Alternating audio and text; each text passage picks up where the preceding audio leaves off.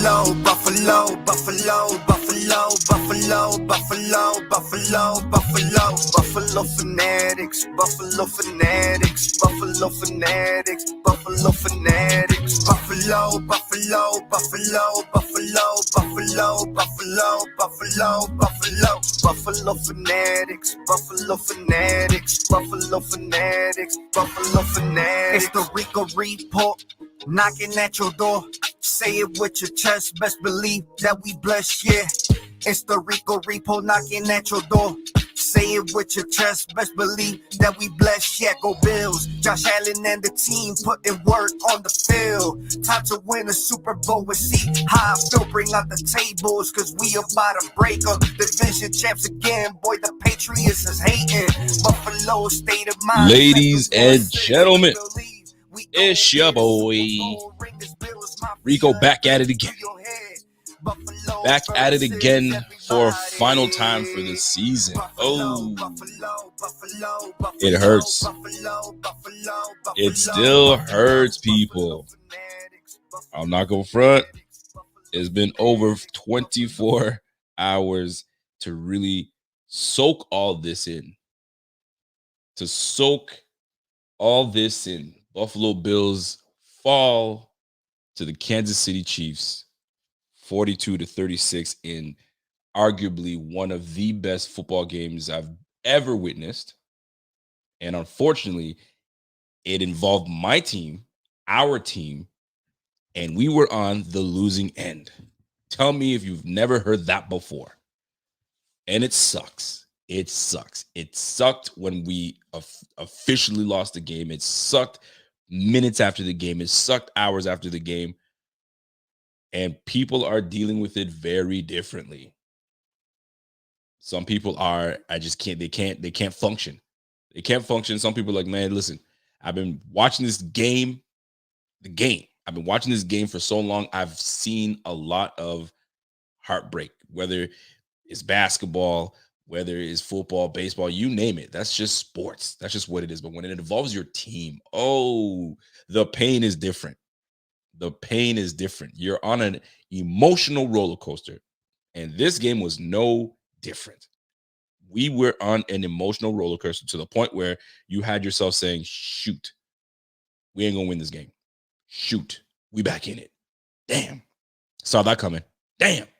Didn't see that coming. We back in it. Golly, we got this. 13 seconds left. You know we got this. 13. Ooh, 13 is it's going to sit with people very different. I mean, everybody was like, yo, stay away from. Some people saw lucky 13. You know what I'm saying? There's apartment buildings that don't even have the 13th floor because it's not bad. It's just bad luck. You don't have that. And now we have this to sit with us. 13. Now, this isn't the only heartbreak that the Bills have suffered. I mean, there are fans that have been watching this game since the 60s. They know heartbreak. They've seen heartbreak. There are some new fans that don't know the old heartbreak. They don't know the emotional toll it took. But here we are talking about it. Now, we've seen some heartbreak in our time. I mean, let's start off with this one here. The stage for Norwood. A lot of pressure. You want to talk about a pressure situation. That is a long way to kick a football. The quiet man of this football team, Scott Norwood. He can fire the shot heard round the world now. Here we go with 8 seconds to play. High drama here in the Super Bowl. Snap, spot, in the air. It's got the distance. It is. No good!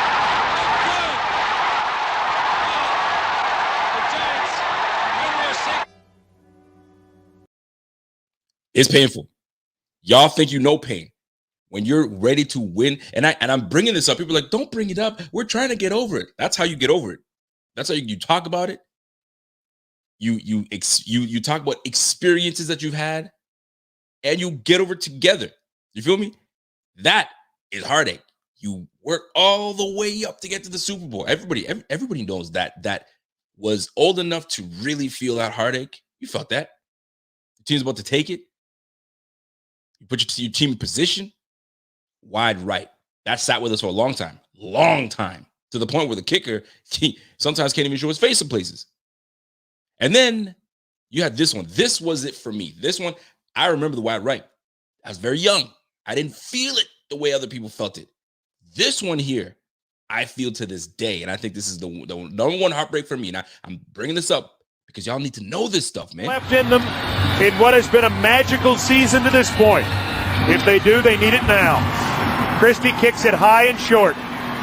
Going to be fielded by Lorenzo Neal at the 25. Pitches it back to Wycheck. He throws it across the field to Dyson. He's got something. 30, He's 40, got something. 50. He's got it. 40, He's got it. 20, 10. He's got it. End zone. Touchdown Titans. There are no flags on the field. It's a miracle. Tennessee has pulled a miracle. It's tough. You go through those things, right? And you're like, golly, man, I can't go through no more. I just went through it, right? Now I got to do with this music scene miracle. You know what I'm saying?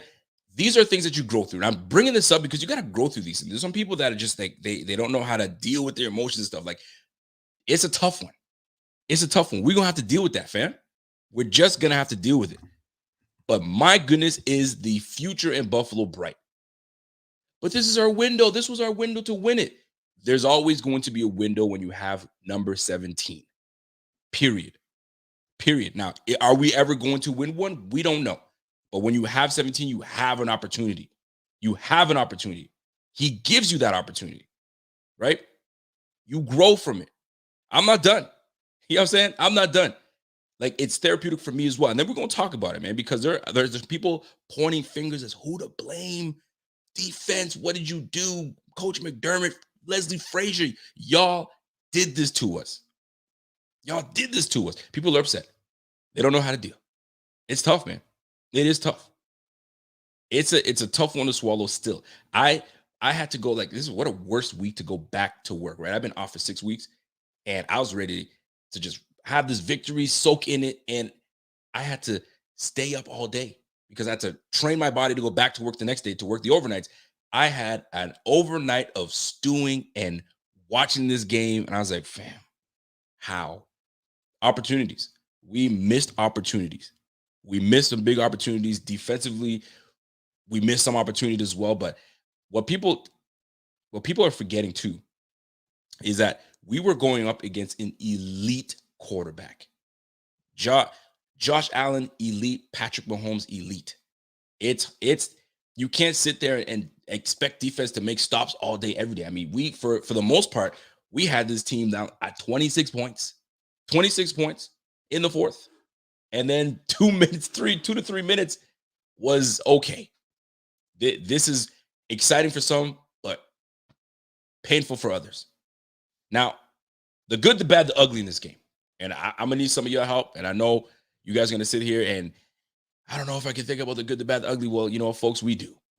And there was a lot of good in this game. First and foremost, Josh freaking Allen, man. Josh Allen, say what you want about that kid. I don't know who's saying it. But this guy in 2 games showed me how friggin' special he is and how badly people missed on it. This guy was nothing short of sensational. I could not believe my eyes. People, when he brought us back, I was like, you've got to be kidding me. There were times where I was like, yo, man, this is tough. This is tough to swallow. Having Tyreek Hill on a pattern that he beat Levi Wallace on. Tough pattern. He got on the outside of Levi Wallace, faked on the outside, and cut back inside. Levi Wallace is a step behind. That's all you need with Tyreek Hill. And the rest is history. You know what he did. However, Josh Allen willed us back not only once, but he did it twice. How amazing is number 17? My goodness, how amazing is that man? And when you see this on the sideline,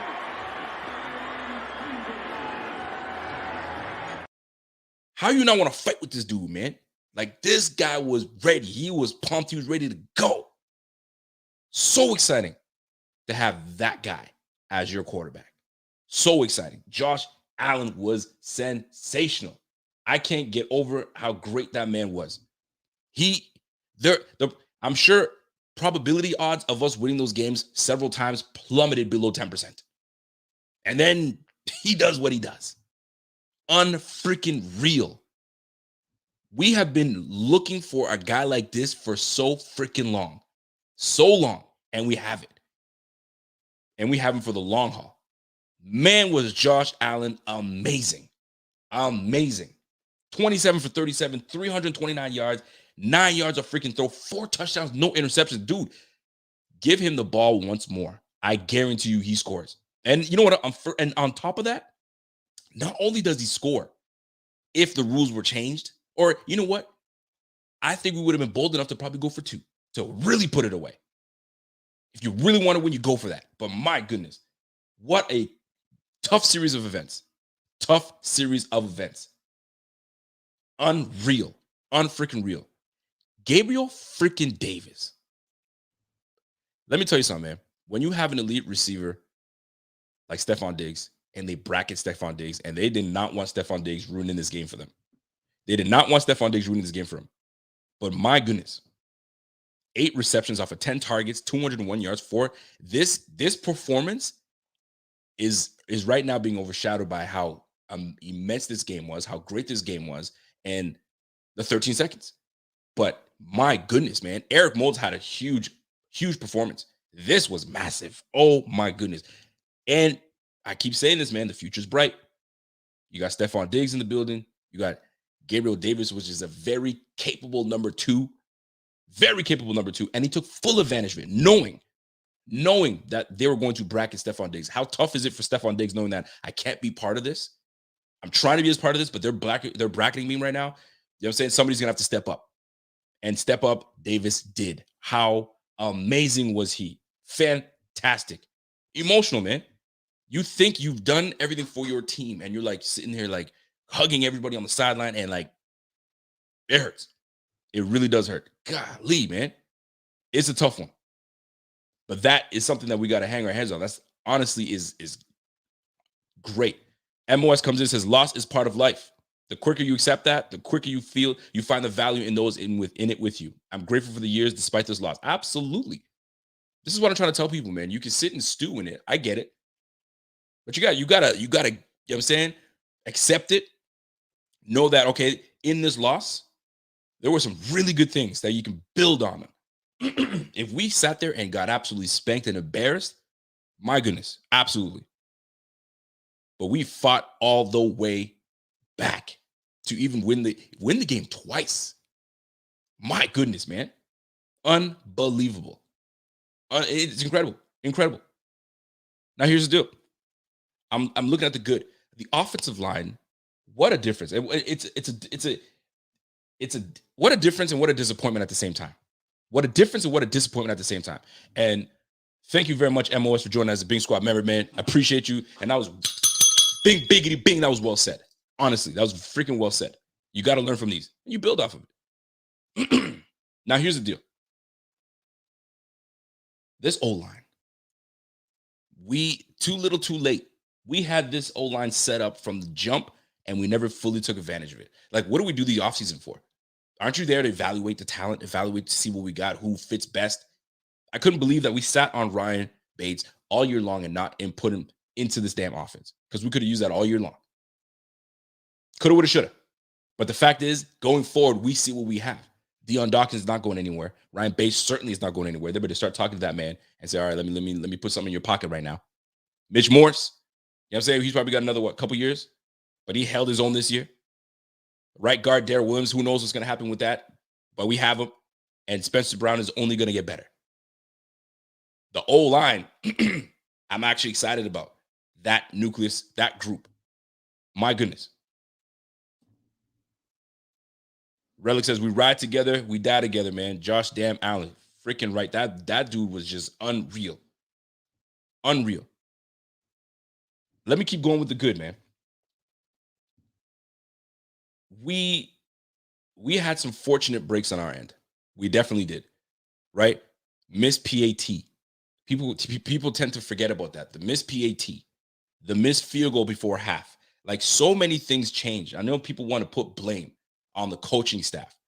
Very well, you can. But listening to Sean McDermott today in his presser, and they asked him about that whole 13 seconds thing. And the one word he kept on using, and the one word that stuck with me this whole time, is execution. Now, when someone says execution, what does that mean to you? It means someone didn't do their job. Here was the game plan. Here was I called timeouts for this. I called 2 timeouts for this to set us up and get us forward. Here's what we're going to do. We're going to X, Y, Z. Do your job. Somebody didn't do their job. I get it. Coach is not going to throw you under the bus. But you're sitting there looking at the still frames, and you're looking at, okay, so what am I seeing here? What am I seeing here? We're all spread out. We're rushing too many damn guys for my liking. That's number one. That's something that if I was going to be critical, I'm going to say, okay, I have an issue with that. Second still frame. Travis Kelce's left by himself. Here we are rushing 4 again.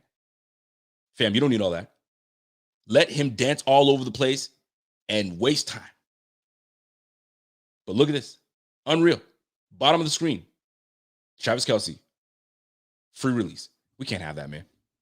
And that's something that's going to eat. That's going to eat up McDermott. That's going to eat up Leslie Frazier. Well, man, that sucks, man. You got safeties way the F back like they're going to go bomb it. Did you guys think you guys were up by 4? I don't understand. All they need is to get in field goal range so they can tie this damn game. Y'all got this game. It's tough, man. It is tough. Execution. Somebody called the play. They felt good about it to call timeout. Now, a lot of folks, I see it. Fire Leslie Frazier. Get rid of him. He's a bum. Well, that bum has had this defense in the top 5 for how many years now? And y'all gonna is this a fireable offense? Is this honestly a fireable offense? So if you're going to talk about firing someone, if you're going to talk about that, then you might as well fire McDermott and Leslie Frazier. Get them out of here. Because they're the defensive minds. But it goes back to execution. I call the play. If y'all don't do what I tell you to do, man, like what are we talking about here? And I think that's what it stands on. Execution. And that's what coach kept on talking about, was execution. I digress. However, there was a lot of good in this freaking game that I can't get over. Offensively, I was just like, we put 36 points up, man. 36 points up, and we put the best plays together for the last 2 minutes. Kudos to Brian Dable. There's a high chance that he's gone. Maybe he goes to the Bears. Maybe he goes to the Giants. Who the F knows? Maybe he goes to the Saints, which I doubt he'll take. But he's gone. So the dynamic of this offense, does it change? Does it get better? That'll be interesting. One thing that was said, though, Josh Allen will be in the loop for when they do decide to choose who their next offensive coordinator will be. And I'm going to tell you this. There was a nice endorsement from Josh Allen for quarterback coach Ken Dorsey. Maybe Ken Dorsey slides right into the offensive coordinator position. Some people don't know this, but when they were looking for coordinators a few years ago, Ken Dorsey was a candidate for that job. It makes sense for him to slide right into it. And when it comes to this defense,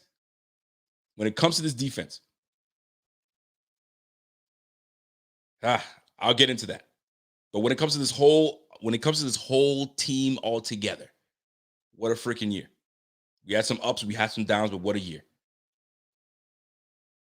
But man, Brian Dable did a hell of a job. He did a hell of a job in putting us in position and calling the right plays and trusting the right guys. And that's the big one. You could have tried to force feed Diggs. When Diggs, it wasn't there. You could have. But you looked for the guys that stepped up, and Gabe Davis stepped up. Shout out to Gabe Davis. Pierre DeCamp, what's up, my man? He says, scapegoats are real. If there are some coaches to scapegoat, it's the DL coach, Eric Washington, and the O-line coach, Bobby Johnson. Where the F was Bates all damn year? Where was Bates all year? Why did you keep guys certainly in the lineup for so damn long? Butker was it? Like, come on. You know what I'm saying? If you're going to find a scapegoat, I mean, they're going to. You got to make changes. You can't just bring everybody back based on the results. I don't want to hear, well, we found out what we had in the end of the year and these guys, the coaches. No. You had all year to do that shit. All offseason, actually. I'm not trying to hear that. I'm not trying to hear that. Somebody said I'm being way too positive. This is called being level-headed, man. Level-headed. You've been watching these Bills for so long, fam. Like, honestly, you've been watching this team for so freaking long. Like, how could you be mad at this game? Like, how this game progressed? Like, to me, in my mind, I felt like we played so damn well. That was the win. We won this game. That's how well we played in the end to take the game. We put ourselves in the position to take this game. Formality at the end is what lost it. If we had another opportunity to really have our chance to go in overtime and take that ball back, I bet you right now, both these quarterbacks were hot. They were going to make something happen. That defense, I feel like there's part of me, and I'm going to get right into the bad because we know what the good was. I'll get into the bad. Tyrann Mathieu goes down. Ward goes down. And I feel like we waited too long to start attacking them deep. The O-line was holding up just fine all game. We gave up 2 sacks. I feel like we waited too long. Tyrann Mathieu is one of the better defenders. He goes out with a freaking concussion. Start attacking. We waited too long, in my opinion. Ward goes down. Another big piece to their defense. Backfield. We wait too long. And then right when we start realizing that we could go at them, that's when we start cooking. Man, we could have started cooking way before that. It's tough. Shout out to my guy, the ref, says, hey, all the coordinator worry is just smoke and mirrors, man. Defense will dominate it so long as McDermott is in the building. I don't see anyone coming in and struggling to draft up plays for our personnel. Not at all. That's why I get disappointed when I hear fire Leslie Frazier. Fire Leslie Frazier. I'm not, listen, I could be like everybody else and say, fuck this team and fuck that person and they're this and have all these hot takes. Fam, when you've seen enough games, like, let me tell you, when you've witnessed enough games in your lifetime, Lakers, I'm a Laker fan, so it was beneficial for me. 0.4 seconds on the clock. You think it's a wrap. They don't got enough time to get off a shot. Here comes Fisher. Up it goes. Drain it. That's heartbreak. You think you got this game, and it's heartbreak. So you always wait till you got 000 on the clock. I've known that. My wife is jumping around. My husband, my father-in-law is jumping around. Oh, we got this. We got this. No, we don't. There's a minute and 54 seconds left. In that minute and 54 seconds, how many freaking scores did we see in that game? 13 seconds, they're not going to be able to do anything. Speaking of 13 seconds, let's get into 13 seconds. What do you do? And I had to mull this over. What would I have done? I asked my brother the same thing. What would you have done? You are up in this game. You're up 3. All you have to do is make them waste time. Take the ticker. And what do? So you can squib kick it, because a lot of people are talking about just squib kick that thing. All right. You squib kick it. It takes a stupid bounce and it goes out of bounds. Boom. All right. You know what that means. We're bringing that thing forward. Now you're on the 40 line and you still got time. Right? So there's a possibility that happens. You squib kick it again. It goes into Tyreek Hills. Boom, boom, boom. And sometimes, you believe it or not, when that ball is bouncing around sometimes, and as a return man, if you play football, as a return man, especially returning football, sometimes it's beneficial when the ball is on the ground and you've got time to survey. When the ball's in the air, you don't really have time. You're sitting here like, okay, now your eyes are, the ball is squibbing, you can still see, and it's still on the floor. You can see in your peripherals. That could be an issue. Let me jump back. The punt return from Tyreek Hill. We punted away from Tyreek Hill. We tried to. Tyreek Hill gets it. He takes it all the way upfield. My goodness. So you can understand that special teams coach Sean McDermott is like, I'm scared shit. I'm scared shitless that this can happen, and he ruins it for us. So you know what? Kick that thing out of the end zone. We will set up. I trust my defense. I understood. Now, here's the flip side. Here's the flip side of it. Squib kick that thing. A lineman picks it up or a linebacker picks it up. All right. They waste maybe 2 seconds because they'll know, get down. get down and give your quarterback time. So we waste maybe a second or two because the time doesn't start until someone touches that damn football. Okay? Boom. Here you go. They're down to 1 to 2 seconds. Now you're at 11 seconds, right? You've given them field position on top of that. And you're going up against a red-hot Pat Mahomes. There's so many things that can change, right? Yo, kick that thing out of bounds. Let them start. And if they're going to work their way, they're going to work their way from the start. Our problem is we didn't execute. We didn't execute, and it's disheartening. But, man, it would be nice to be going next week to playing Cincinnati in Buffalo. It would be glorious. Jason Miller, what up, Jace? Says, yo, the bat on Dable felt like it took 3 quarters for him to realize that their best safety was out. Finally took advice of the middle of the field, played safe too long. Maybe it's on Dable. Listen, man. I'm actually agreeing with you. We took way too long to take advantage of 2 guys that were hurt, 2 big integral parts that were hurt. Pierre Kimpe says, you do the same thing. Same defense we played all game. Let Hill do that same shit twice. I know. They did the same thing. It's tough. L. Curve says, coaching just cost us a Super Bowl, and you're acting like it's all butterflies and rainbows. How am I acting like it's butterflies and rainbows? I don't know. I just don't understand. I'm not going to sit here and boo-hoo cry. It's a game. At the end of the day, it's a game. We all hurt the different, but man, when I watched Music City Miracle, yo, that hurt. I sat here and was like, couldn't function for a long time. But we happened to be part of a game that was freaking great. And now I'm gonna tell you this, man. You don't want to hear this shit, but when you lose like the way you just lost, and you see the last 2 games that Josh Allen played, he is going to be on fire next year. On fire. And when I say on fire, I'm talking about he's not gonna be like killing it on fire, but he's gonna be so freaking mad and motivated and no bullshit. He'll be ready to go. And there's gonna be a lot of changes. So there's gonna be more attention to detail. Right? We're probably not going to have Brian Dable as our guy. So the maturity state is going to have to go up for Josh Allen. It's going to. You don't have that. You don't have Brian Dable there anymore. You're going to have maybe Ken Dorsey or somebody else, right? So guys are going to really rely on him to coach him up on the field. Like, I think he's going to be just as motivated to go through and get that shit again. You gotta go through it. Now, there was a clip. I got to play y'all this clip because I think it's important. Jim Kelly was on with ESPN Greeny, all right, and they were talking about what this game meant and what it was like in the 90s as well. So I want you guys to listen to how this plays out for our guy here. Give me a sec here. Allen and Mahomes that night. What does it feel like when you're doing it? The stage. Describe that feeling as a great quarterback yourself. You have to have had many games. And this is Jim Kelly. You just knew they couldn't stop you. Like, as one of the very few people in the world who knows what it feels like to have been Allen and Mahomes that night, what does it feel like when you're doing it and you know there's nothing they can do to stop you? Give me your ball back. Let me have it. I know we're going to take it down the field because you get that mindset. And there's times where that mindset, and I think for especially quarterbacks, is when a team is putting pressure on you all game, you're getting hit all the time. It will make you want to throw the ball a little bit sooner than probably you should or want to. The mindset in a quarterback is very important. And when you have confidence in your offensive line, it's going to give you time. Your receivers are going to get open, and you've been doing it all the time.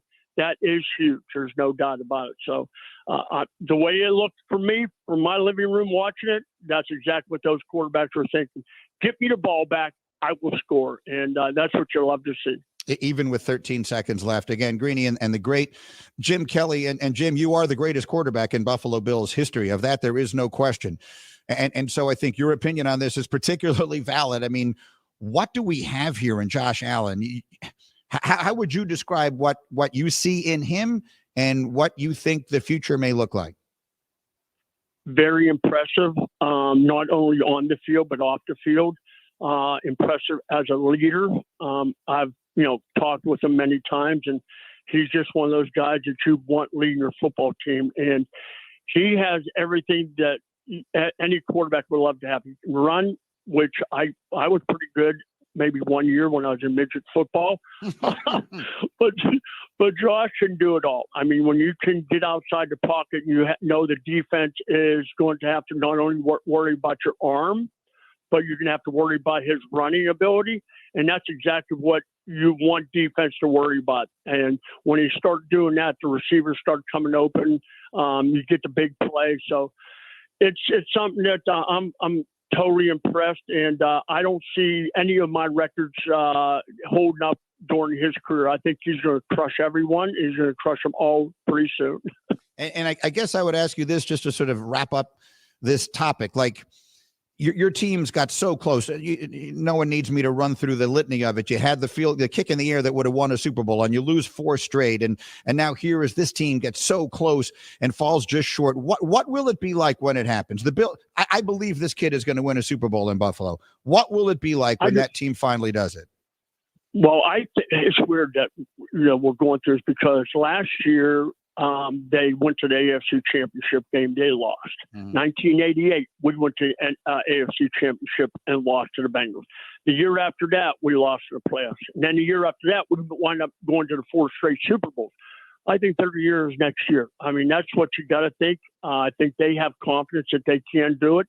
And this might motivate them even more than you would think. And I know at least Sean McDermott's not going to let them, give up, or the vibe that he always has getting these guys ready to play is unbelievable. I mean, tough. But you got a Hall of Fame quarterback telling you, yo, we were there. We were in games that we lost. And I mean, people that have been watching this game longer than I have, I'm saying since the 60s and 70s, you guys know, you guys saw it, right? Lost some games, but then a year after that, we were right back in it. Now, is it promised? Never promised. But when you have someone as talented as him, way more talented than Jim Kelly because of the dual threat that he possesses and that way the game has changed these days, fam, there's no question. We will always have an opportunity because we're in the AFC East now. There is no Tom Brady. We are that team. We've done it 2 times in a row. I can't see it dissipating anytime soon. We will be back in the playoffs for sure. And when that thing is stuck on you, you make sure that you don't want to have that shit done to you anymore. We played a very freaking good team in the Kansas City Chiefs. A very good team. Pat Mahomes is an incredible player, man. So is Josh Allen, and they're going to be doing this for a long time. There's 32 teams in this game, man. The parity in this game is better than it's been in a long time. But we are always going to have that window to win. We're always going to have that window to win. Why? Because we have Josh Allen. The ref says if there's anything that gets rid of those game day jitters, it's when you're playing with that pissed off energy. Allen will go to MVP mode next year. Fam, Allen is going to be, this guy's just wired that way. This is why I'm not so upset. If I had a quarterback that I knew we didn't make it off the back of that quarterback, we made it on the back of this damn defense, and this team is going to be different next year because we don't have a quarterback, I'd be the same way y'all feeling. But because I know we got 17, for the longest time, I feel good about this team going forward. How many times we were like, yo, EJ Manuel's coming back next year? God damn, we gotta, what kind of receiver we're gonna get? Yeah, we need a running back. We need when we got 17, man, you make it work. And they will make it work. And I'll tell you right now, McDermott is pissed off. He is pissed off, but he's got to put on a brave face for everybody. Got to put a brave face for everybody. Now, I did see somebody mention that kick. What you should have done, or what the team should have done, was not even squib kick that. Pooch kick that thing so it hits in that 15 to 10 yard mark where they got to make a decision and make something and cut some time off, right? There's shoulda, woulda, couldas. And I thought about that too. I really thought about that too. Like, pop that thing up in the air. We have a professional kicker. He can make that thing happen. And then we'll play it out by there. But I think in a way that somewhat pisses me off about McDermott, though, is he likes to play safe and conservative. That sometimes, and it's weird because he's a coach that says, go for it. 4th and 2, go for it. 4th and 3, go for it. Okay. So we're gonna kick it out of the end zone. Okay. You know what I'm saying? So it's just one of those moments where you're like, it drives you. It does drive you. Like, you're sitting here letting Travis, you have 2 of the best players on the offense. And this is the thing that kills me. And I'm going to get right into it. Here's the bad. All right. You have 2 of the best players in the game in Kansas City, in the likes of Travis Kelce and the likes of Tyreek Hill. And Tyreek Hill, and the thing is, I got to play this for y'all because I don't know if you guys have seen this clip because it's gonna play into what I wanted to play out for you. I think I found it here. I think, is this it here? Hold on, give me a second. Now the Chiefs have got to somehow get in field goal range. Hey, 10. They might man you up. I'm saying go outside and come back in like you're running a route outside. That way when you come back in, I can get in the way. They actually have a chance to get Bucker in field goal range here. Hey. They play it like that. That seam is open. 8 seconds left, down 3.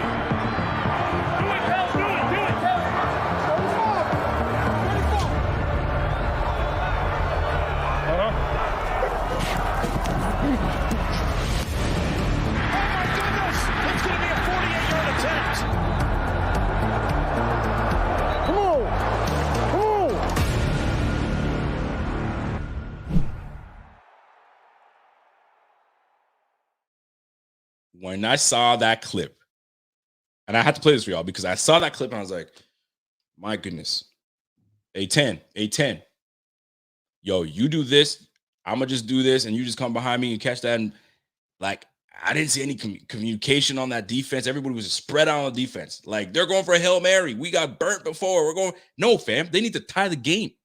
I wish we would just played a little tighter. Like, trust yourself, but they're so damn shook.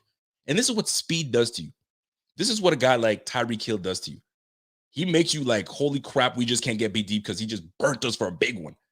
Do not let him get behind you. Meanwhile, they only needed 50 freaking yards. You let my man get a 20-yard reception on the first one and then another 18-yarder or something stupid. Like 4 down linemen. This is what I can't stand. It's the 4 down linemen when you really only need 3 if you're trying to really protect the sticks and protect the win, for crying out loud. That is what kills me. There's no, like, people say, oh, you're not mad enough. Trust me, I am. But I got to look at it like rationally and okay, so what were they thinking? How did they play this? Like, what would you have thought? So I'm thinking, looking at Levi Wallace, and this is where, and I'm not blaming Levi Wallace whatsoever. I'm looking at Milano too. Milano's, and if you saw it, there was another clip I saw that one guy broke it down. Pat Mahomes manipulated Milano to move him away from Travis Kelce, which allowed Travis Kelce to get that open. This is what's crazy, right? So Pat was like, you heard him say, yeah. Go for it. Do it, right? Hike. He looks this way. He knows he's not going this way because he wants Travis Kelce. You got Levi Wallace protecting the sideline for what? They got 2 timeouts. Never understood that part. This is where the awareness comes in. This is why I'm like, execution. But like coaching, you should know that too. They got 2 timeouts. And then Coach McDermott calls his timeout to adjust. What did you adjust to? What did you tell these guys? And what didn't they do? We're never going to find out. The only way we find out is if by chance during the offseason when I'm doing some player interviews, granted if they decide to do it or not, candid conversations. What was the call there? When things have subsided, you know what I'm saying? When things have calmed down. But man, that really bugged me. 4 down linemen. And here's the killer part. I don't know who it was. I think it was Epinesa. I don't know who it was, but somebody got in and rushed freaking Pat Mahomes, and he still made the completion because we gave him so much freaking room. Man, it's frustrating, man, because you have a team that deserve to be there. They really, truly deserve to be there. But man, oh man, it's killer. My man Bobby Ray says, yo, is there any DBs in the draft that runs a 3-9? Yo, man, it's tough, man. It is tough. It's a tough pill to swallow, folks. It's a tough pill to swallow. But here we are. The Bills lose to the Chiefs yet again. And it's not like we can't play with these damn Chiefs. We can. We can play with these Chiefs. It's just that it just wasn't our time. It wasn't our time. And I'm going to tell you this right now, man. I know I've seen enough times Chiefs fans have been hitting me up. He says, listen, we have felt this pain before. We felt this pain before when we lost to the Patriots and we were in heartbreak. And then the year after that, we won it. And it was bitter freaking sweet. It was sweet because we lost that, but it felt that much better the year after. Yo, how great is it going to feel when we win it next year?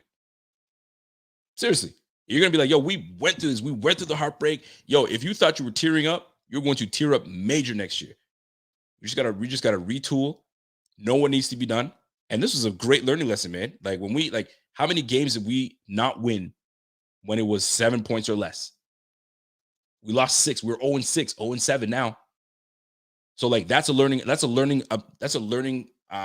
scenario to be in as well. How do we close out games? How do we make sure that we finish these games, even the tough ones? How do we come back? It's a lot of stuff, man. It's a lot of stuff. Somebody says, yo, please stop talking like we're going to win it. Nothing is guaranteed. Of course, nothing's guaranteed.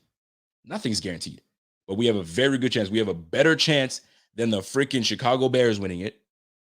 The chances are there. We have a better chance if freaking Green Bay loses Aaron Rodgers. We have a better chance than the Green Bay Packers. So there's chances.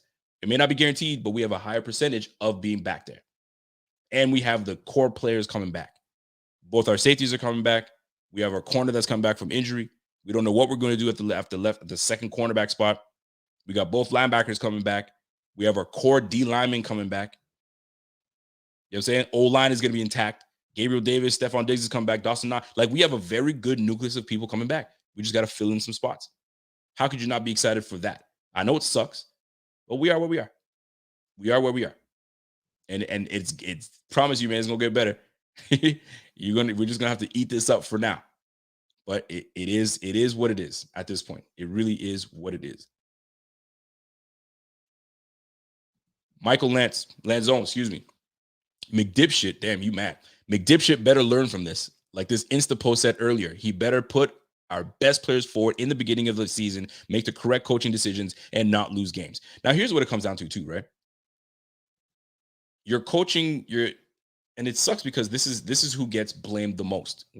Before changes start happening, they go to the coaching positions, right? Receiver coach. I'm not saying the receivers coach is going to get it, but they go to the position coaches, right? Linebacker coach. Okay, how do we do? Defensive lineman coach, O-line coach. Maybe we need to change up the O-line philosophies. Our run game wasn't up to par. We had our run game up to par the last several games, but like, why did it take so long for us to be more balanced offense? There was a snip that I got from McDermott that he's had conversations with Brian Daboll of being a more balanced offense. I'd love us to be a more balanced offense. Paraphrasing here. So look for an emphasis on being a more balanced team. I mean, McDermott was part of a freaking Super Bowl team that could throw the football and run the football with both running backs that they had. So I know that he wants that. I'm hoping he gets that. We're going to find out. This offseason is going to be a big offseason, man. Who do we retain? Who do we let go? We have a lot of people that we have to move on from.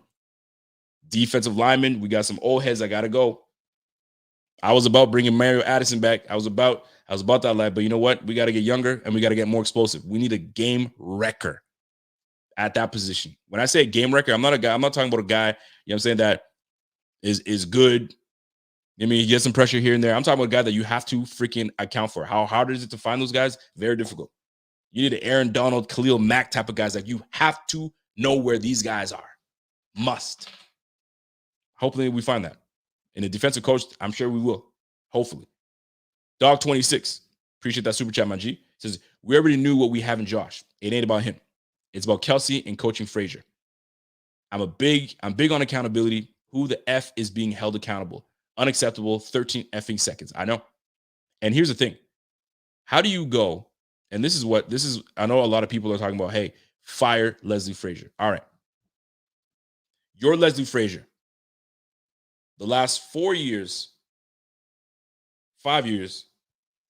you have had this defense completely intact and a legit top 10 defense. I'll use top 10, top 5 defense, 5 years straight. And all of a sudden you're going to fire me because of what happened in this game. Let's talk about it, man. That play, I mean, there's so many things that could have happened in this game, man. But it comes down to doing your one of 11, if you will. You know what I'm saying? And they just made more plays than we did. They just made more plays. Like that Tyreek Hill play, there's nothing you can do about that, man.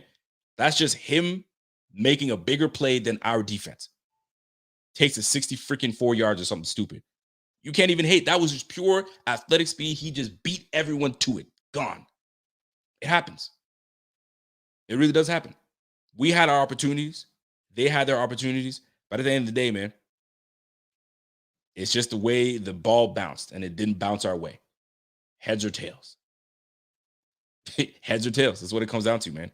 And I'm gonna tell you, man, when you looked at the sideline when we were going to overtime, and we lost that that coin toss, I wasn't looking at Josh Allen. I was looking at the defense, and the defense was like, oh, you can just tell the body language. They were just like, either they were gassed, they were tired, or whatever the case is. It just looked like, here we go again.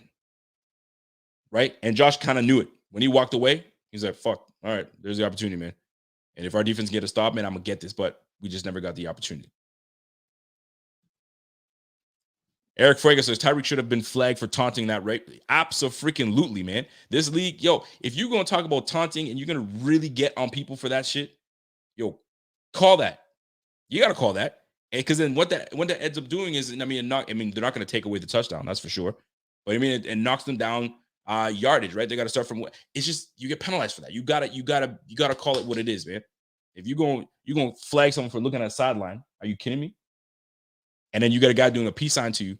That's just us being bitter. But at the end of the day, you got to call it what it is. If he does some bullshit, you got to call that. Namdi, my man Namdi comes in and says, hey, Rico, accountability doesn't necessarily mean fire someone like Frazier. It means making sure changes are made, coaching styles, personnel, etc. To ensure this doesn't happen again, we have to have discipline. I understand what you're saying, Namdi. I really do. But sometimes when you, like in this game, in this league, accountability means that coach, because at the end of the day, McDermott has to answer for all that stuff, right? So if we wait and see if he fires Leslie Frazier, if he fires Leslie Frazier, I think that's some bullshit if he does. Because Leslie Frazier's like, yo, I held this defense down. I got these guys ready. You know what I'm saying? And you gonna let me go? That's some bullshit. And it will be some bullshit because like who gets rid of a coach that had the number one defense all year long? I know, albeit we played some cupcakes this year for sure, but nonetheless, it was the number one defense. The optics would look terrible, and I don't think McDermott is about that. He's about guys that he trusts, and I think he trusts Leslie Frazier very much. But that's got to sting for McDermott. That's got to sting. He had some coaching moments where you're like, come on, fam. We had a 4th and 1. My man decided to punt it. 4th and 1 punt? When you have Josh Allen and you were 4 for 4 all game long on 4th downs. We went for it on 4th and 13s, for crying out loud. 4th and 1, you wanted to give that up? So there are some fingers to point in terms of coaching and decision making. And McDermott has had some moments where decision making has been his issue when it comes to coaching these Bills. It has. There's been some moments. But here we are, learning lesson. This is an opportunity to learn. And I hope that he comes with some fire and he makes some changes. Now, here's my question to y'all.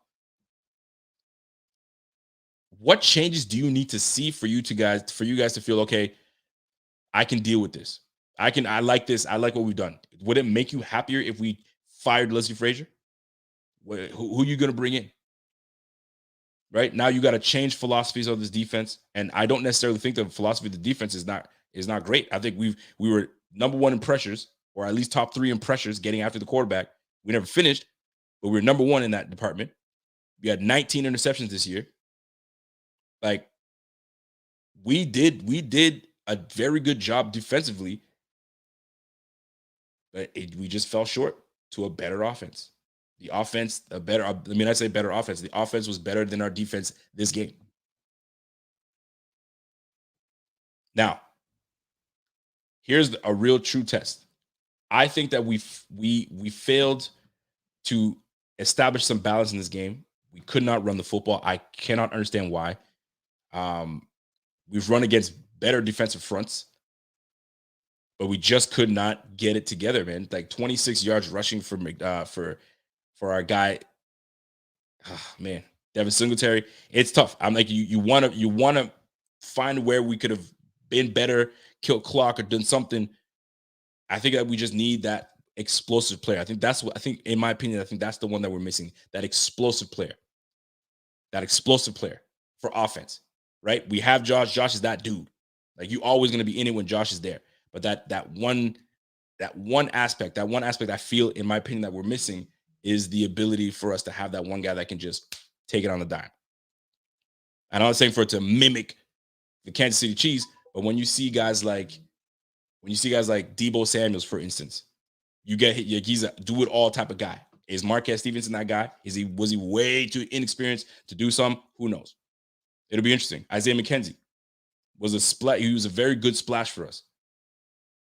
So, like, are we just that one piece? Are we missing that one piece for our offense to be a little more dynamic? We'll see, man. You need a real running back, man. Allen won't last like running like that. I'm telling you right now, man, that's part of Allen's game, but I truly believe that we will have to address that running back room. I like what we got. I do like what we got. But like this was apparent in this game. It was apparent. You know what I'm saying? I just feel like we just need something in that backfield. Because if we and I've talked about this before, man, if we bring everybody back the same exact way, he can't do that. You got to make some kind of change here and there. And not even a change, maybe an addition. An addition. You add it. Because, like, I mean, listen, did you hear Zach Moss's name in that game at all? I didn't. They went all the way with my guy McDermott. With Singletary. So next year, what do you do? That's the one thing I'm looking forward to. We need a dynamic playmaker guy that can make something out of nothing. Something out of nothing. But anyway, folks, it's tough, man. Tough loss. But at the end of the day, you got to move forward. You got to move on. And we have some big offseason coming forward, man. Big offseason. It's a big offseason coming forward. We're going to see how this plays out. Scott Van Loo comes in and says, it's up. It's up in my opinion. I think they should let the OC go. He made some shady calls. I think they should let Josh. I want to make more calls at the line. What I think you're saying is like, we need to make some offensive changes. Coaching, starting with coaching. Well, Brian Dable, chances are he's probably gone. So it'll be very interesting to see who we bring in and what kind of philosophy we have on offensive side of the ball. If we want to keep things somewhat intact with a fresh young mind, you got to go with Ken Dorsey. Ken Dorsey knows him. He's been working with Josh Allen. He knows the ins and outs of Josh Allen. Josh Allen trusts him. And I mean, you're sitting with Brian Dable the whole freaking 3 years, fam. You've learned something. And then you're going to add in your own spice. So I can't see us moving away from a guy like Ken Dorsey, but we'll see how that plays out. Scott Easter, what's up, man? He goes, Leslie Frazier plays prevent far more than any other coach. Number 1 or number 30 D. Frazier got cooked by good OC and QBs. No redeeming yourself after that blunder. So you're saying we should let go of Leslie Frazier, even after keeping us as a top defense all year. The year before that, the year before that, and then the year before that. Things happen, man. And let me tell you something. Things don't get revealed right away. Things do not get revealed right away. You guys know that, right? Initially, it's all overreaction at first. And then you start realizing, holy crap, I'm not making any excuses for anybody, but once you start seeing, okay, hold on, let's break it down. Somebody that's in the film session, I'll let my man Clay and Kendall handle all that. But maybe somebody missed an assignment that completely pooched everything, right? I've seen some people say, hey, maybe what's his face's job was to pooch the ball up and let these guys fall underneath it and kill time. But the way he bashed that ball in, I don't think that was the plan either. There's a lot to go around, man. There's a lot to go around. It's just a team loss, the ultimate team game. You got 22 players, man. It's the ultimate team game. It's tough. It is tough, man. But we're gonna soon get over this at one point and talk about this game for a long time, and it's gonna hurt. No different than the Music City Miracle or the Deshaun Watson freaking, you know what I'm saying, the double tackle that we missed and he escaped that. Like, there's a whole bunch, man. This one is still fresh and it still hurts. It does. But big things. I'm looking forward to seeing Josh Allen, the maturity of Josh Allen. And we'll see what this team brings, man, because we still have a very good nucleus. We still have a very good nucleus on this team. This whole O-line is coming back, the starting line, at least. You know what I'm saying? So that's already a plus. Josh Allen's going to come back more determined, stronger, you know what I'm saying, in condition to just do what he does naturally.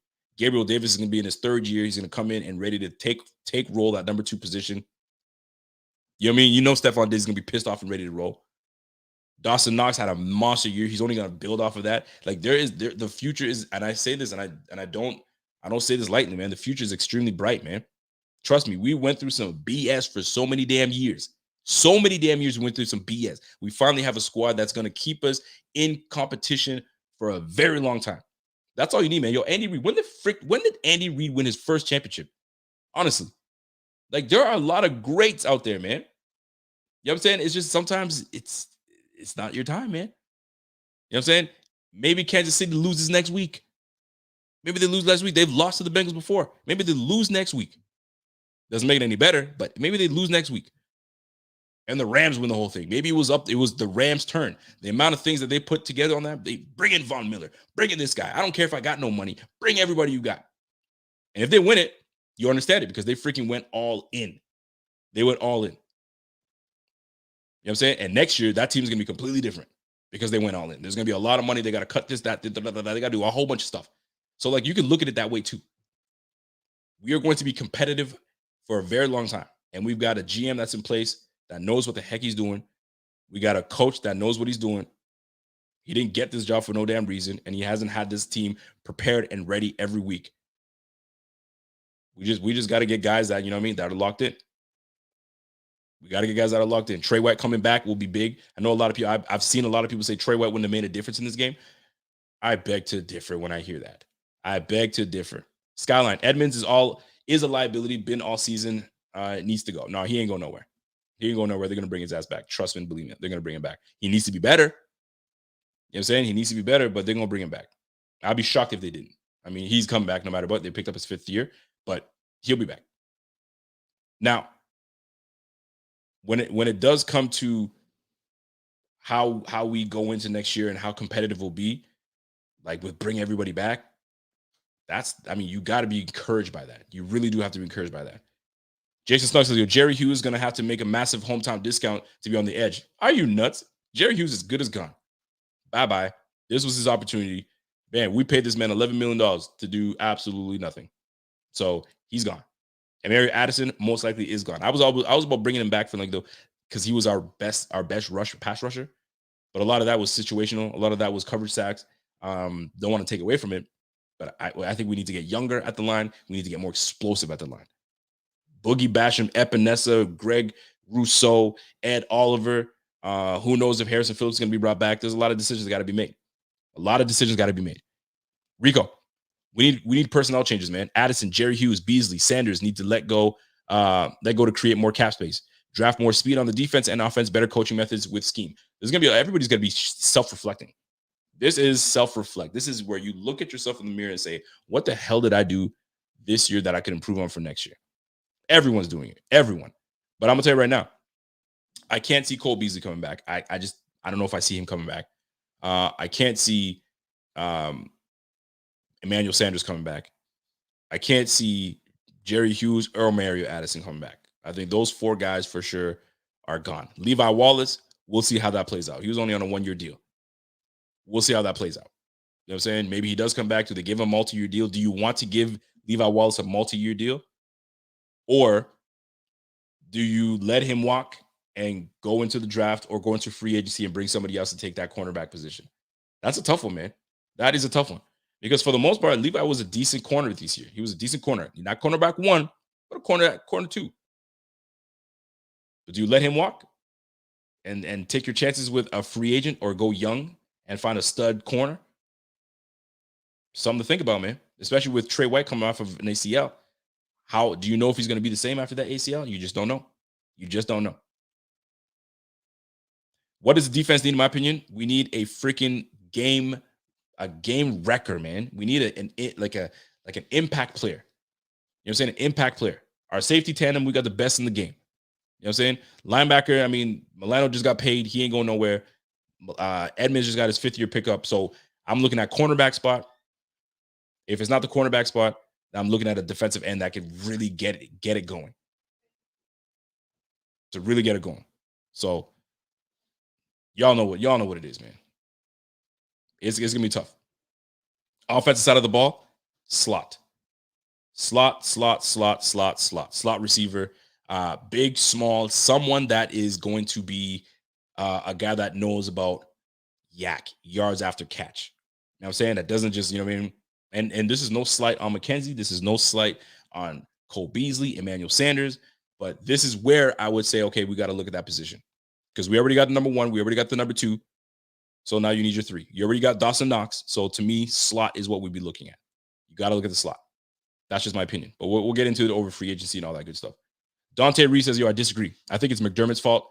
He and Bean brought back the entire defense that did the same thing last year and changed little to nothing. I mean, when your defense is a top 3, why wouldn't you try to bring that back? You know what I'm saying? Like, why wouldn't you want to bring that back? And they added 2 defensive linemen, Greg Rousseau and Boogie Basham being one of them. So, like, why wouldn't you want to?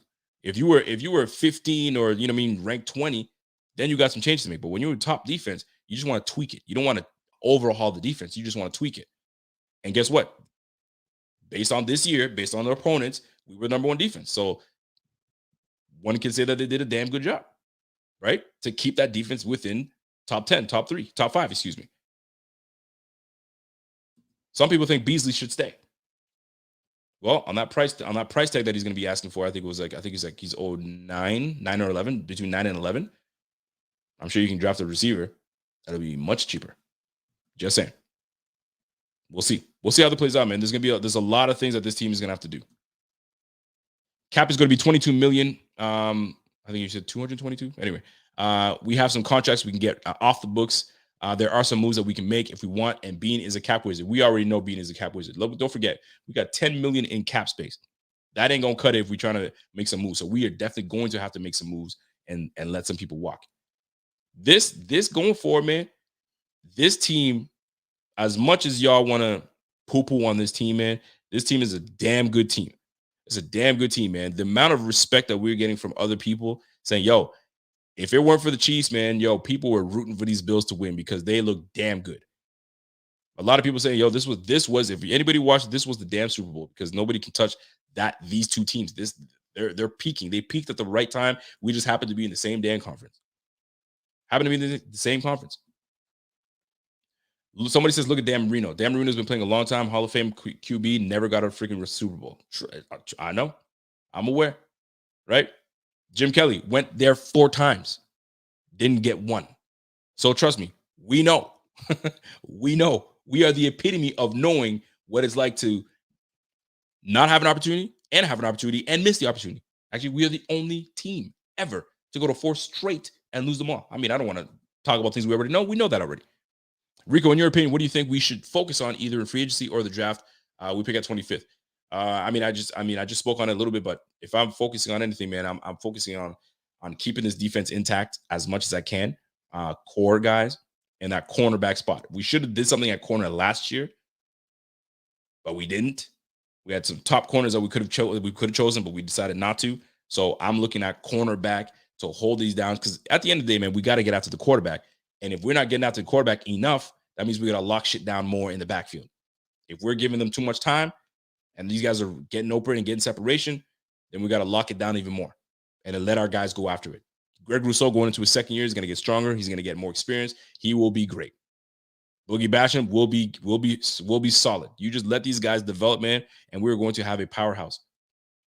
You just got to let these are young guys, man. We got some young guys online. Ed Oliver coming through. We had a hell of a year this year. Give him time. Give these guys some time, and they'll go make it happen. They will be great, man. Don't you stress. I'm not stressing on that. Bye to all the lazy Panther and non-effective pass rushers, man. Listen, man, we got some young guys coming in, so it's gonna be a different year, but we're gonna have some hungry young guys. And this is the beautiful thing about this whole situation. They tasted AFC, divisional game. They tasted the win against the wild card, so they know there's a high expectation. When you're a Patriots team and you're a rookie that comes to this team, there is a standard now. We are a team that goes to the playoffs all the time. So you have to maintain that for us. So when these old heads leave, you come in and you maintain that level of intensity, that level of we need to go back there. So the great thing about this is these guys, they know what's good. These young guys know, okay, this is what it takes to get to where we're going. You know what I'm saying? And the good thing about it is they had guys like Mario Addison, they had guys like Jerry Hughes that they could have learned off of. Now old heads leave, Young bucks come in and let's get this thing going. That's the beauty of this NFL, man. The young come in, out with the old, in with the new. Unfortunately, it's tough for some guys, but that's just what it is, man. More free agents will be looking at our team next year. You damn right they will be. Are you kidding me? Now, how are you as a free agent? You're saying like, shit, man, my team was some garbage, man. I'm not signing no contract with these guys. I'm looking for a team where a quarterback is going to get me the football. I'm looking for a team where my quarterback is going to handle this thing on offense, and they just need that one difference maker on defense. I'm that difference maker. Yo, let me look and see what Buffalo's talking about. Trust and believe, man. Free agent guys are looking at this team like, yo, I want to win. And that team gives me the best chance to win. That team gives me the best chance to win. I bet you there's going to be a lot of free agents looking at Buffalo saying, yo, let me come through and see what this team is all about. Hey, Rico, finally get to tune in live to one of your shows, man. Being at the game was devastating. Never experienced anything like it. Shed a bunch of tears driving back to Denver. I think we're an elite defensive end from dominating. Man, defensive end would be crucial, man. A nice defensive end. And the thing is, it sucks because you're saying we needed, and me too, we need a defensive end when we just drafted 2. So, like, will they draft another? You know what I'm saying? And we drafted the year before we had Epinesa. So, like, how much are you going to put into that D-line? Is it time to now let these guys develop and now go get your corner? Maybe a cornerback is the move, especially with Trey White coming off of an ACL. So I think the move for me, it would be a corner. I need a legit lockdown corner in this draft at 25. And there's going to be a good chunk of these guys. So we'll see how that plays out. We'll definitely see how that plays out. Juan Castillo. What's up, Juan? He says he knows the defense is a steady start, solid corner. Do not let him go. You need that, man. You definitely need that. Rico, how do you feel about trading up for Stingley? Would be cheaper than Wallace too. Trading up, you're giving up draft capital. And Bean likes his draft capital. He likes his draft capital. Actually, I could see him trading down and trying to find that value. This guy loves like the lower end value. If there's someone that's you got to take it and it's like a no-brainer, he'll stay. But like he's looking at more acquiring draft capital than giving away draft capital. Unless there's some guy that's sitting that is the guy, but we're picking 25th. So like, what's the difference between 25th and picking 32nd? Or you know what I mean? Excuse me, or 38th. You feel me? So and you get more draft capital. So I can see him doing that. That's just Bean though. Bean, that's the way Bean operates. That's the way he moves. Beasley had a down year. He was not involved for games at the time and gets limited yak. Work McKenzie into that spot and free up $8 million in cap space. You know what? Maybe you bring back McKenzie on a 2-year, 3-year deal. You know what I'm saying? And you know what I'm saying, give my man like, you know what I mean, 8-10 mil. You know what I'm saying? And have him kind of be that secondary slot guy. And if we bring in a big time slot guy in free agency or we draft, at least you have a guy like McKenzie that was a very fresh set of legs that kind of turned this offense around a little bit near the end of the season. Rico, do you think that we need to change from the constant nickel defense we play? Well, we just gave Teron Johnson a multi-year deal, so I can't see us going away from nickel defense. I just can't. So look for us to remain in nickel defense and look to try to lock up these corners, lock up these receivers, and let our pass rush get after it. I think we can be a little more aggressive in defense. You know what I'm saying? Blitz a little bit more, but we'll see. We'll see how this plays out. Chris Matlock says, yo, man, we got a young core. We're going to take our lumps. Head coach hasn't been the guy that long either, so he has some room for growth. Everyone's got some years for growth, man. Everyone's got some years for growth. That's the thing, man. Like, you got to go through some losses, man. You got it. It's unfortunate. You got to go through these L's. You got to take your L's. I don't know anybody in life that has had a pristine track record of winning constantly. Bad wife. Great house, great job. I'm loving it. Everything's perfect. Yo, you had to, and before you got all that stuff, you had to take a whole whack of L's before you got there. A whole whack of L's. Pardon me, and some of y'all might feel, I mean, some of you younger cats might, but like we've been spoiled these last 5 years, and like it's like we expect it. We expect this thing. Yo, you know how hard it is to win? It is difficult to win, man. The fact that we have a team that can put us in position to win, that's the start. You know what I'm saying? And once we put everything together, then we straight, man. It'll take time. We'll get there. We will definitely get there, man. We'll get there. We'll put our things together. And once we win, man, it is going to be so damn sweet. because of all the heartache in the recent years, the old years as well. It'll make up for all that stuff, and we'll wipe off. You know what I talked about? That stench. That stench is going to stick with us for a long time, man. Until we win that damn chip, we're still going to have that stench, man. 4 straight Super Bowls. Well, when we win one, it'll erase all that stuff. They finally got one. And there's a lot of teams and a lot of people, you know what I'm saying, hoping that we do one day. But like I said, there's 32 damn teams. 32 teams, they're going to do it. They want the same damn thing. But we're closer to getting that. So we'll see how that plays out. Team Buffalo Bills for life. Did you know that the Bucs had signed John Brown before they got beaten? And imagine if the Chiefs lost, the Chiefs lose it to the Bengals. The Chiefs could lose to the Bengals. They did. That's the thing, man. Like, nothing is guaranteed. Maybe the Chiefs put all their firepower in beating the Bills, and then Joe Burrow comes in and just wins that game. You just never know, man. You really do never know. You really do honestly never know. It's just one of those things, man. This entire team was a Super Bowl team this year. Bring every starter back that you can. Sure, they didn't play their best, but it was a bad scheme that lost us the game. It was on coaching. At the end of the day, and a lot of people are like, you guys make these coaches accountable.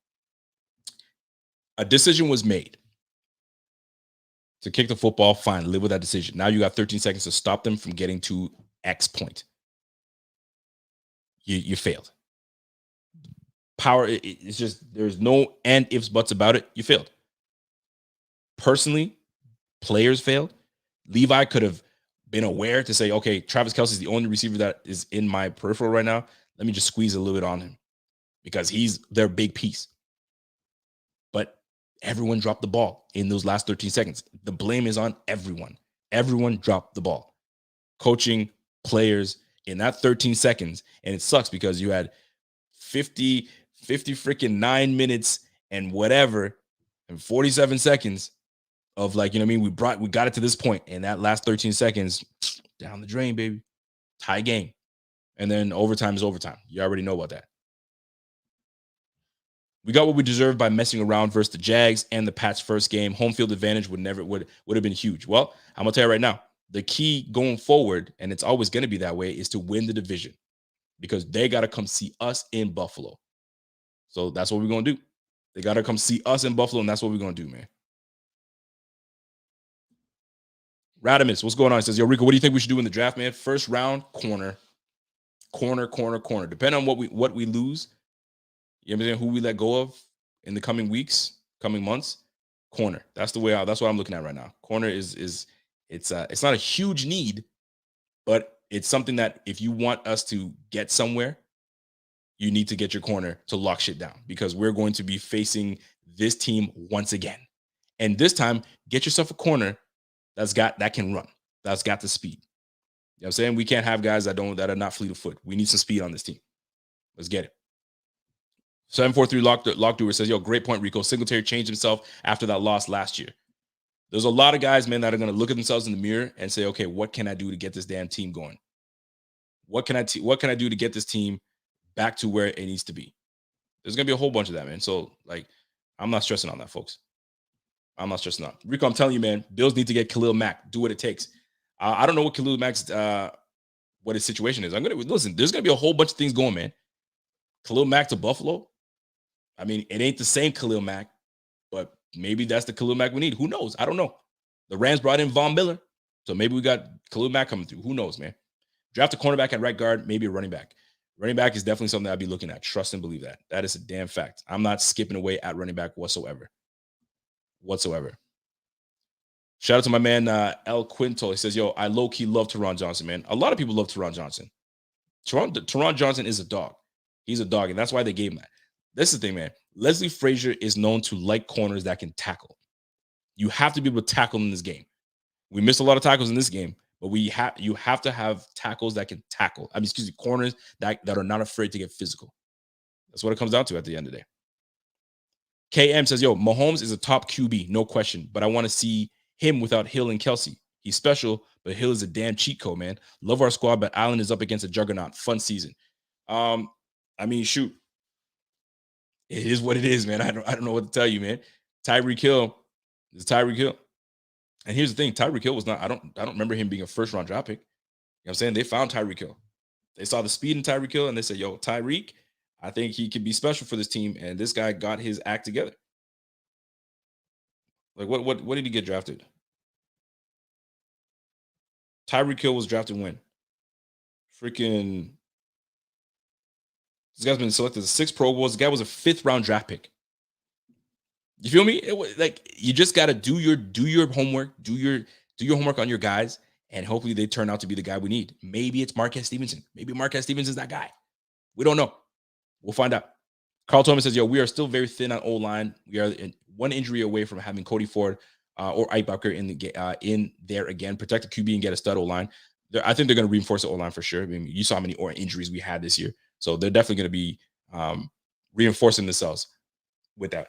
Stylus Whittle. Milano is good in coverage narrative. Okay, can the Milano is good in coverage narrative die now? I think is what you're saying, trying to say. We have to address the lack of speed at defense, Chris Muma and Jordan Davis. We're definitely going to address some things on defense, but I mean, sometimes you don't have to have the speed. Defensively, you don't have to have speed. If you're aware, you have great awareness. I mean, Darrelle Revis wasn't like super fast, but this boy was technically sound.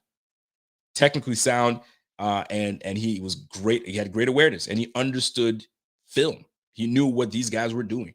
So if you have a student of the game that knows the deal, then that's different. But speed isn't everything, but speed kills. Tyreek Hill just showed you that.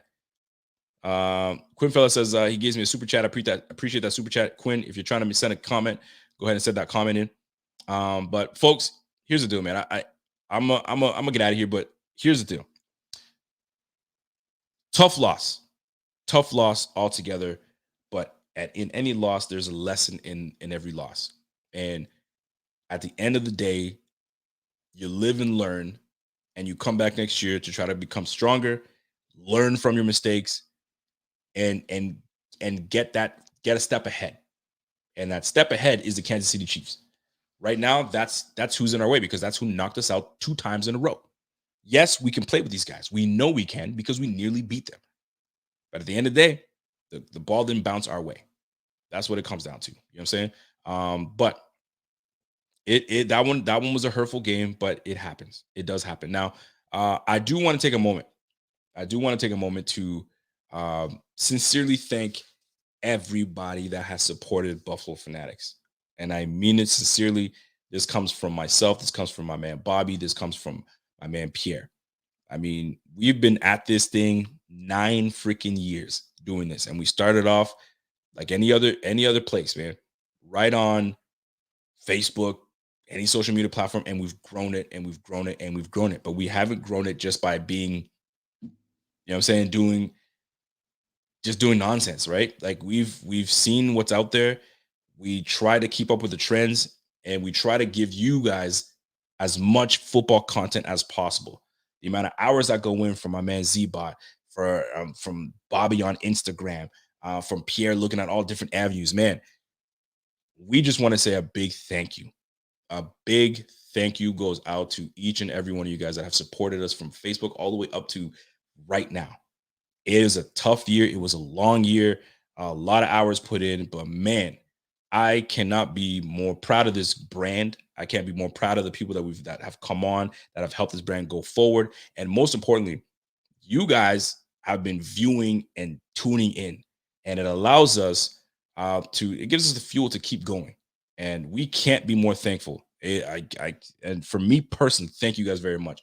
I mean, you guys have seen it, man. The wife has interacted with you guys. You see my kids on this thing, man. Like, this is a whole family damn affair. And when it comes to this, the amount of hours I put into this, it doesn't go unnoticed because you guys tune in with me. You guys have lent me your ears and your time. And that's important because time is important to people. And the fact that you guys sat with me and sat with BF all year long and for the last 9 years, thank you very, very much. And there's a lot of things that we are going to be bringing forward to you guys. Fun off season. We've got a lot of things in the works. And I promise you guys will be well involved in what we're going to be doing. So I don't know how else to say this, man, but thank you guys so damn much, man. You guys have been amazing.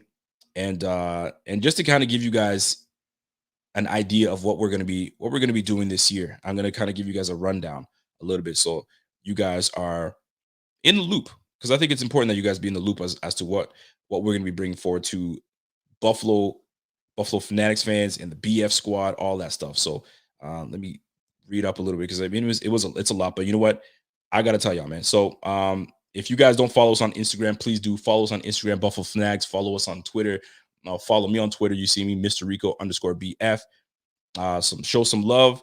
But here's the deal, man. This offseason, man, is going to be crazy. We're going to be in February. We're going to be doing the season autopsy, right? So breaking down, reviewing what could we done wrong, what did we do, where do we change things, who's available in free agency, a whole whack of things. We're going to be going through all of that.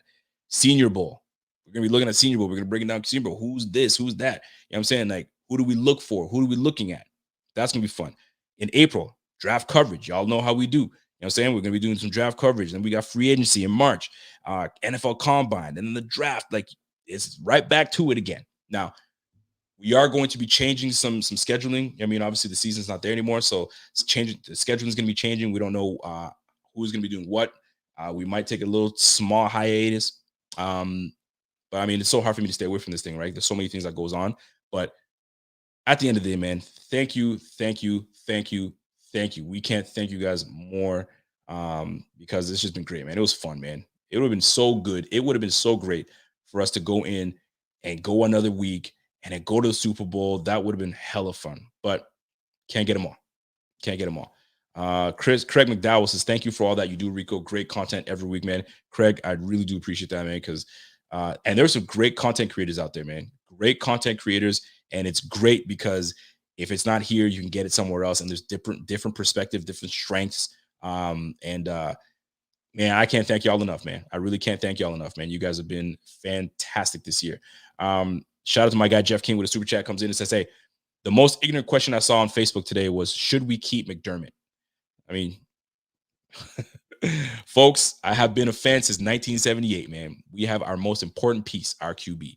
Yes, it was a tough loss, but it's done. Mouth comes off mom's tit, man. Time to press on.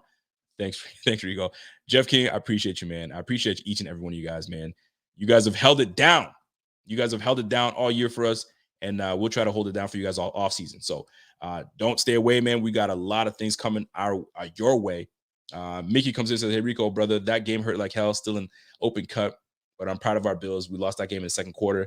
All these running plays, we should have been throwing for sevens instead. There's a lot of things we could have been doing, man. Thanks for all the content. It was a blast. Andy Larson, I appreciate you, man. A big shout out to the Bing Squad. Bing Squad, you guys have been chill. You guys have been like dope, man. I got to know you guys on a personal level, which I really love. And I can't ask for more than that, man. I really can't ask for more than that. So that's it for me, folks. So I gotta get to work. You know what I'm saying? I'm back on the work schedule on top of that too. So it's a whole lot of things going on this week, man. I hurt just like you guys. Trust me when I do that. But I know for my health, to get all mad and depressed and all that stuff, man, yo, we got bigger things coming. We got a big offseason coming. Yo, I'm already on to the offseason. You know what I'm saying? And we got to do that shit. It's unfortunate, but here we are, man. So peace and love to each and every one of y'all, man. I really do appreciate you. And like I said, man, this shit ain't gonna stop, man. We're gonna keep pressing on. And trust me when I tell you this, man. We're gonna have a fun off season. We got some things playing out for us, and we're gonna do it up, man. So much love, much appreciation, and until next time, man. This is sad, but until next time, you know what I mean, we're gonna be back. It's your boy. And I'm gone, man. So you guys enjoy the rest of the evening. And we out of here. Peace. Buffalo, Buffalo, Buffalo, Buffalo, Buffalo, Buffalo, Buffalo, Buffalo Fanatics, Buffalo Fanatics, Buffalo. Shout out to my guy Radimus for this track. Appreciate it. Much love, man. Hey, yo, shout out to Rico, man. Shout out to the campaign and all the Buffalo Fanatics. Bills Mafia, go Bills. It's your boy Radimus. Let's get these dubs. Beast in the East. We taking over.